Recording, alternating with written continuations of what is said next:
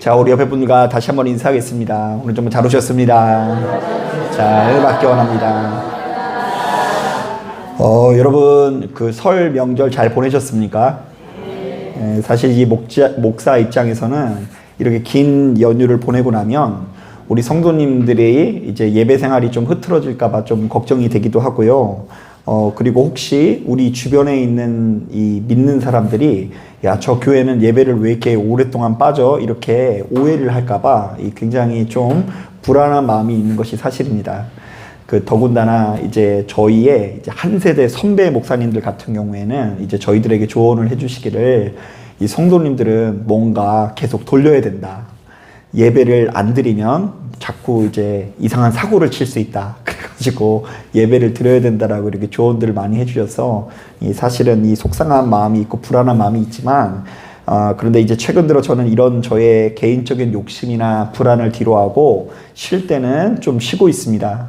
자, 이것은 이제 순전히 저의 목회적인 어떤 철학 때문인데요. 저 아무쪼록 예수를 알아갈수록 주변 사람들과의 관계가 나빠지고 고립되는 것이 아니라 더 깊은 평화와 사랑의 관계를 맺으실 수 있는 저와 여러분들이 되기를 주님의 이름으로 축복합니다. 그러니까 예수 믿는다고 이제 친척 안 만나고 이러면 안 돼요. 예수 믿기 때문에 더 자주 만나서 교제하실 수 있는 여러분들 되길 바랍니다. 이 호세아서는 이스라엘이 남과 북으로 나뉘어졌을 때 북이스라엘의 왕으로 즉위한 여로보암 시대 때 쓰여진 예언서입니다. 자, 사실 오늘날 우리들에게는 여로보암 왕이라고 하면 몹시도 악한 왕으로 알려져 있지만 당시 백성들에게는 도리어 나라를 태평성대로 이끈 왕으로 여겨졌는데요. 자, 이른바 여로보암 왕 때에 북이스라엘의 영토를 넓히고 활발한 대무역으로 나라의 살림살이를 좋아지게 만든 왕으로서 이 왕이 백성들의 절대 지지를 받고 있었다라는 이야기입니다. 자, 하지만 제 아무리 인기 좋은 왕이라고 해도 하나님께서는 이 북이스라엘을 악하게 보실 수밖에 없었는데요. 자, 그 이유는 크게 두 가지입니다. 자, 먼저 첫 번째로 당시 백성들이 아주 극심한 우상 숭배에 빠졌기 때문이고요. 자, 그리고 두 번째로 당시 지배계층들이 이 백성들을 제대로 가르쳐서 그리고 그들을 잘 이끌어서 행복하게 만들어주는 것이 아니라 향락과 사치에 빠져 있어서 이 백성들의 삶을 더 아프게 만들었기 때문입니다. 자, 그래서 하나님께서는 이 호세아 선지자를 통해서 아주 무시무시한 경고의 메시지를 전하시는데요. 너희가 하루속히 회개하지 않으면 이 땅에 엄청난 심판이 나타나게 될 거라고 경고하십니다. 자, 그런데 흥미로운 것은 하나님께서 이스라엘 백성들에게 말씀하시되 호세아라는 선지자의 삶을 통해서 특별히 그의 혼인관계를 통해서 오늘날 이 시대를 살아가는 우리들에게 메시지를 전하고 있다는 이야기입니다. 자, 이게 도대체 무슨 말일까? 한번 따라 보겠습니다. 하나님께서는 호세아의 혼인관계를 통해서 메시지를 전하신다. 그러니까 이제 호세아라는 선지자의 결혼 생활 자체가 오늘날 우리들에게 굉장히 중요한 메시지가 된다는 이야기예요. 자, 이게 도대체 무슨 말일까? 자, 우리가 오늘 이 말씀을 조금 더 구체적으로 살펴보려고 하는데요. 자, 먼저 2절을 보니까 하나님께서는 호세아에게 아주 이상한 명령을 하시는데요. 너는 가서 음란한 여자를 맞아서 음란한 자식을 낳으라고 명령하십니다. 자, 이게 좀 잘못 들은 것 같죠? 다시 한번 해볼게요. 너는 가서 어떤 여자를 맞이해서 음란한 여자를 맞아서 음란한 자식을 낳으라고 명령하십니다. 자, 당연한 이야기지만 우리가 이러한 명령에 순종한다는 것은 정말 쉬운 일이 아닌데요. 만약 지금 이 시대를 살아가는 우리들에게 하나님께서 이런 명령을 하셔서 우리 아들이 음란한 여자랑 결혼을 한다 그러면 여러분 상상만 해도 끔찍할 것 같죠? 그건 아닌 것 같아요. 자, 그런데 그럼에도 불구하고 이 호세아는 하나님의 명령을 따라 음란한 여인 고멜과 혼인을 하게 되는데요. 자, 이것은 물론 호세아가 하나님을 너무 사랑했기 때문에 순종한 것이기도 하지만 학자들은 바로 여기서 크게 두 가지 설명을 곁들이는데요. 자, 먼저 첫 번째로 고대 근동 사회는 오늘날에 비해서 그 주종 관계가 좀 더 명확한 사회였기 때문에 왕이 말하면 그것을 따르는 것이 이 당연한 시대였기 때문에 하나님께서 명령하시면 그분의 종된 우리는 그 명령을 반드시 따를 수밖에 없다라는 설명을 곁들입니다. 자, 또한 두 번째로 이 고대 근동 사회에서 이 성 개념은 오늘날에 비해서 훨씬 더 개방적이었다라는 것도 주목하는데요.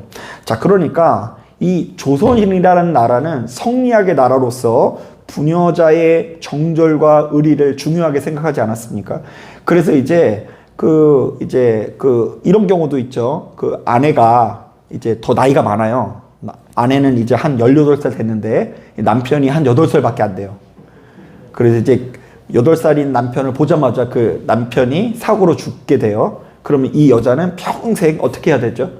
예, 과부로 은장도 하나 차 들고 이제 자신의 몸을 지키면서 살아가는 것이 미덕이었는데요. 이 성경의 시대는 의외로 그렇지 않았다라는 거예요. 자, 실제로 우리가 창세기를 묵상해 보면 참 충격적인 장면이 나오는데요. 다말이라는 여인이 스스로를 창녀로 위장해서 어떻게 시아버지인 유다와 동침을 하게 됩니다.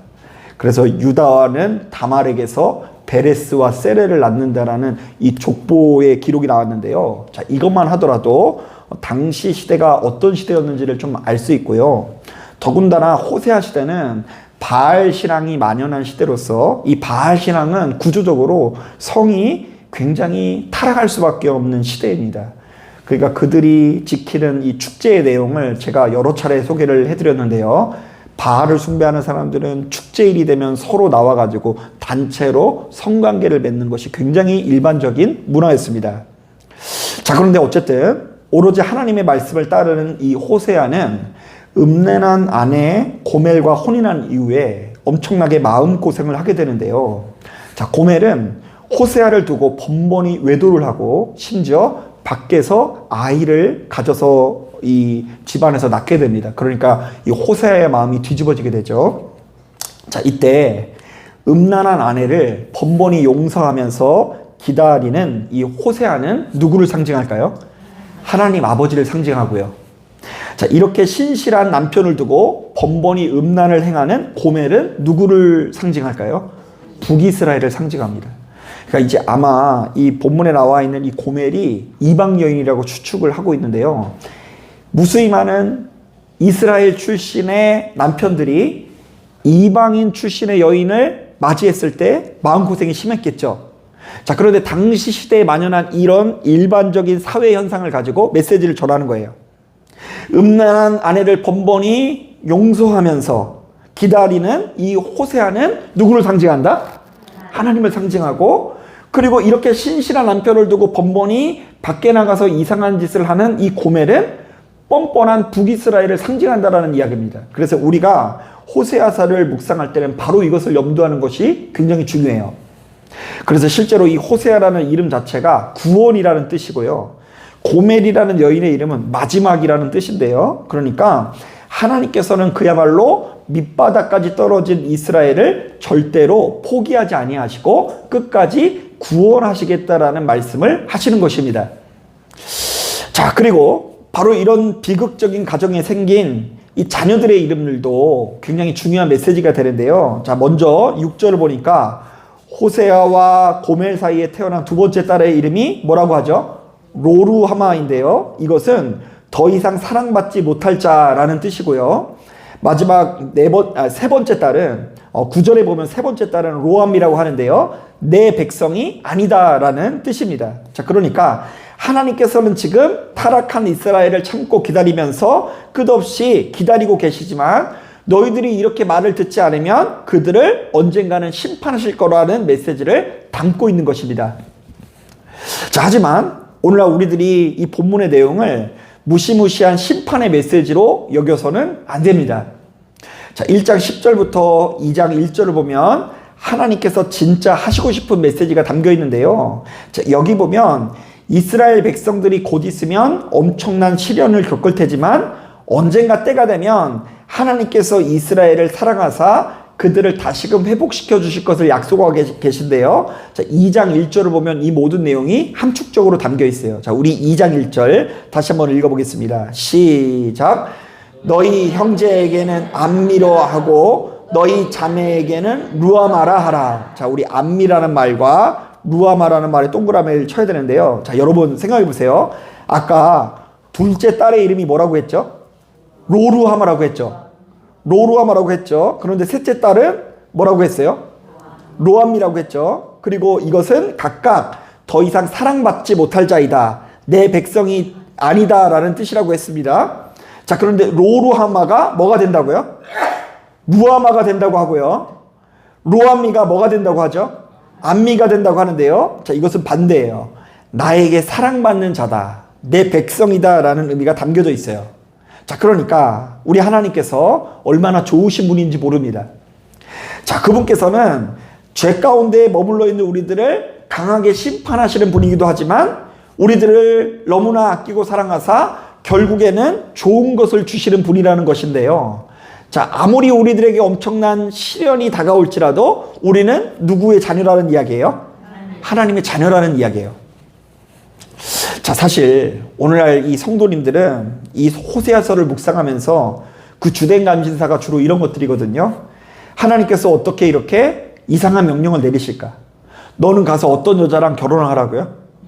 음란한 여자랑 결혼하라. 뭐 이런 명령을 하실까? 여기에만 꽂혀 있고, 그리고 자녀의 이름에도 이런 의미가 담겨 있는 거 보니 호세아서는 실제 이야기가 아니라 소설 속 이야기가 아닌가 하면서 이 문제를 제기합니다. 자, 하지만 이러한 사고방식은 호세아서를 기록한 이 기자의 의도를 제대로 파악하지 못한 것인데요. 자, 호세아서의 기자는 철저히 하나님의 사랑에 관해서 이야기하고 있는 것인데요. 이른바 하나님께서 자비와 사랑이 많으신 분으로서 온 세상에 이와 같이 좋은 분이 없다라는 이야기를 하는 거예요. 자, 하나님처럼 좋은 분은 없다. 이 세상의 모든 신은 자신을 믿는 이 성도들을 이렇게 착취하고 괴롭히는 신이라고 한다면 하나님께서는 당신의 백성을 끝까지 아끼고 사랑하시는 분이시다. 이런 메시지가 담겨 있는 거예요. 자, 그렇다면 예수 믿는 우리들은 하나님께서 이렇게 선하고 아름다운 분이라는 것에 대한 확신을 가지고 1차적으로는 우리도 역시 매번 두려워서 벌벌 떠는 신앙생활을 할 것이 아니라 보다 따뜻하고 안정감 있는 신앙생활을 해야 되는데요. 자, 하나님께서는 어떤 경우에도 우리를 포기하지 아니하신다? 포기하지 아니하신다. 자, 더 나아가서는 그 사랑의 방식을 모방해서 우리도 역시 호세아가 고멜을 용서하는 것처럼 누구도 용서해야 된다고요? 우리 주변에 내 마음에 안 드는 누군가를 마음껏 용서해야 된다는 이야기를 하고 있어요. 한번 따라해 보겠습니다. 나는 그리스도 예수의 이름으로 남편과 아내를 용서해야 된다. 자, 뭐 다시 한번 따라하겠습니다. 나는 그리스도 예수의 이름으로 아들과 딸을 용서해야 된다. 예, 여러분 이런 점에서 여러분 생각나는 이야기가 있습니다. 그 경북대 총장인 이 박찬석 교수는 이 경남 산청에서 가장 가난한 집에서 태어났는데요.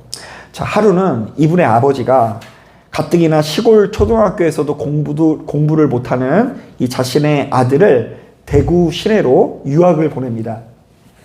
자, 그런데 그때만 하더라도 공부하기가 정말 싫었던 이 박천석 교수는 중학교가 당시에는 68명이었거든요.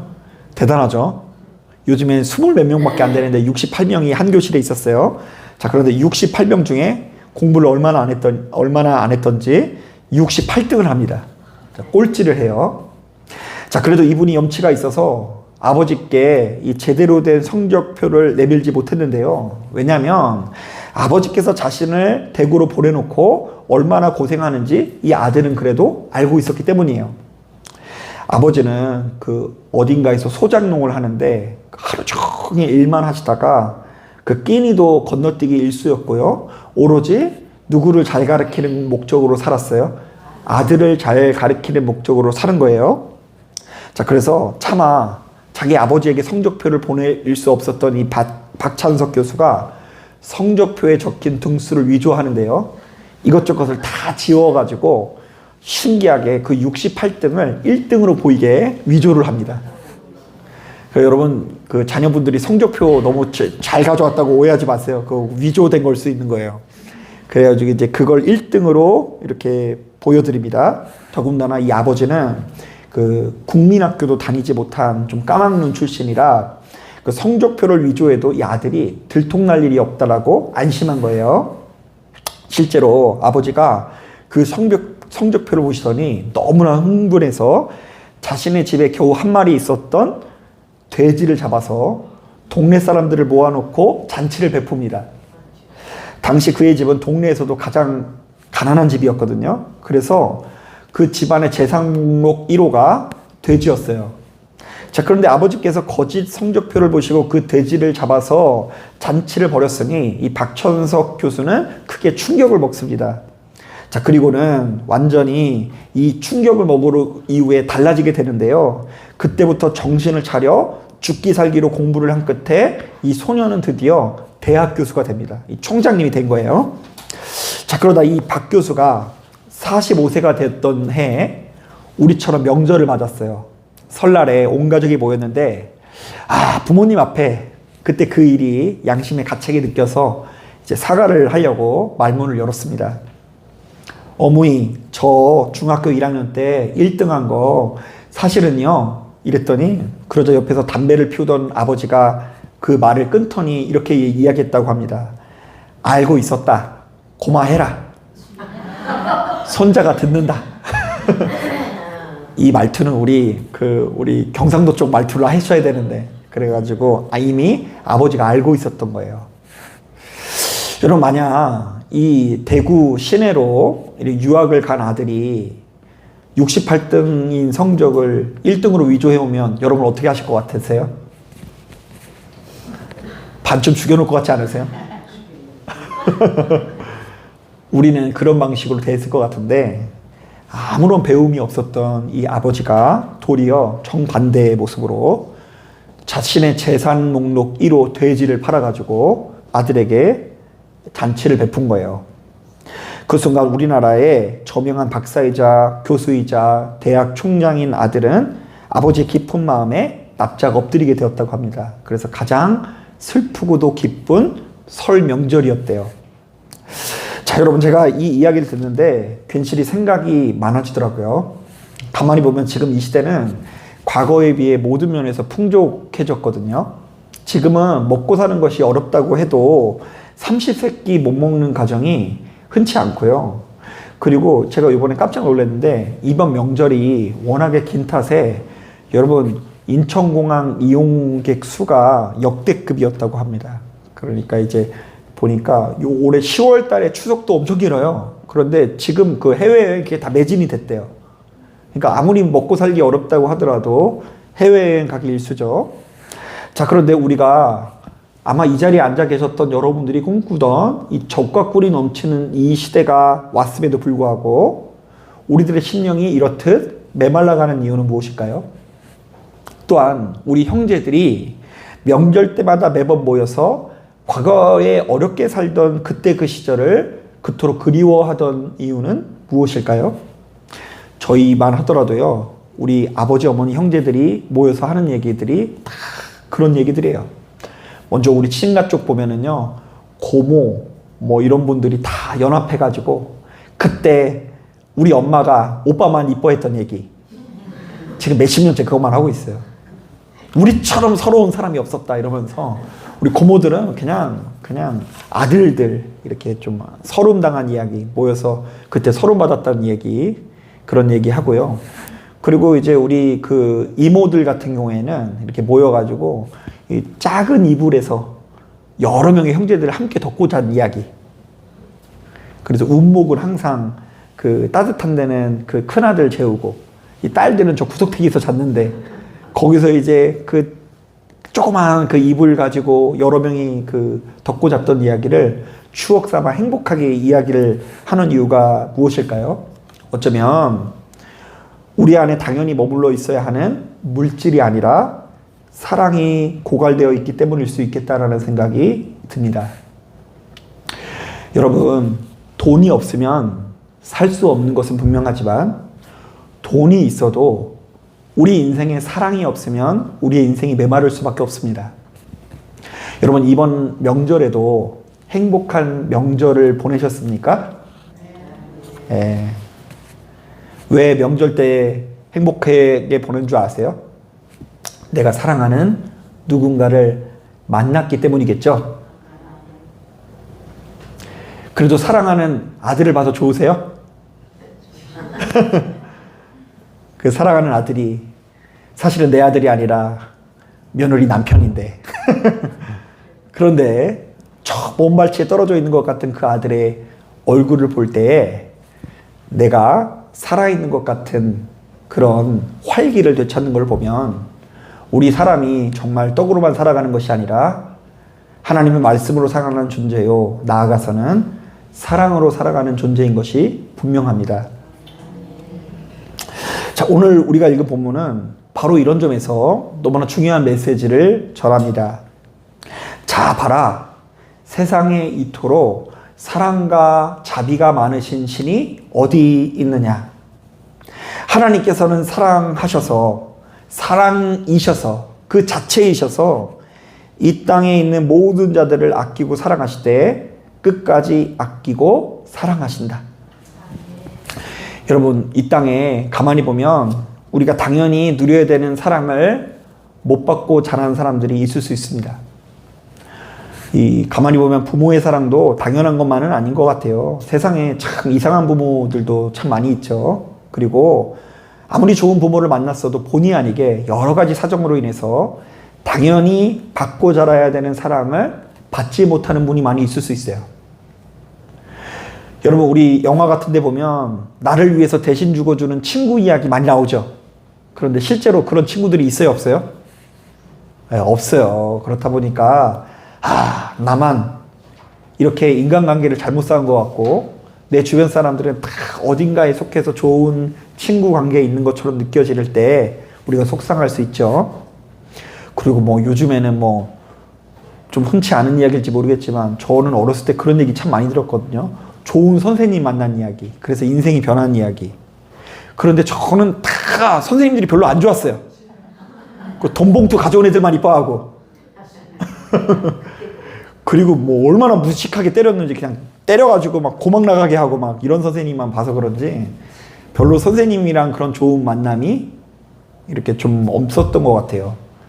그리고 또 한 가지 중요한 만남이 이 배우자와의 만남 아닙니까? 자, 그런데 이 배우자와의 만남이 얼마나 어려운지 TV의 예능도 다 이혼 관련돼 있는 프로그램이에요. 이혼 숙녀 캠프 결혼 지옥 막 이제는 이 사회적으로 이게 얼마나 문제가 되는지 이 부부가 서로 힘을 주는 존재가 아니라 아픔을 존재가 됐나 봐요. 그래서 가만히 보면 우리도 모르는 사이에 사랑받아야 되는 어떤 그 루트가 막혀서 우리도 모르는 사이에 병들어 있는 상태일 수 있어요. 부모든 친구든 선생님이든 부부든 간에 사랑을 받아야 되는데 사랑을 받지 못하니까 병들어 있는 상태인 거죠. 자, 그러나 여러분, 사랑과 사람과의 관계는 이렇게 병이 들고, 그리고 사람과 사람의 관계는 끊어져서 이렇게 우리에게 아픔이 줄 수 있지만, 그럼에도 불구하고 변함없이 우리에게 한결같이 쏟아지는 사랑의 관계가 있는데, 그 사랑의 관계가 무엇일까요? 하나님이십니다. 그래서 이 사랑을 깨닫기 위해서 우리가 깨달아야 되는 것이 있는데요. 내가 이 세상을 살아가는 중에 얼마나 음란한 고멜과 같은 여인인지를 알아야 돼요. 여러분, 나는 예수를 잘 믿는 사람 같으세요? 아니면 고멜 같은 사람이세요? 제 말이 좀 이상하죠? 오랜만에 설교하면 우리가 좀 머리도 뻑뻑해지고요. 우리 영이 뭔가 좀 답답하게 느껴질 수 있는데요. 여러분, 우리가 참 이 세상에서 갈피를 못 잡고 소속을 못 정하는 음란한 여인이지만 하나님께서 그럼에도 불구하고 우리의 호세아 되어 주셔서, 이 호세아는 구원이란 뜻이에요.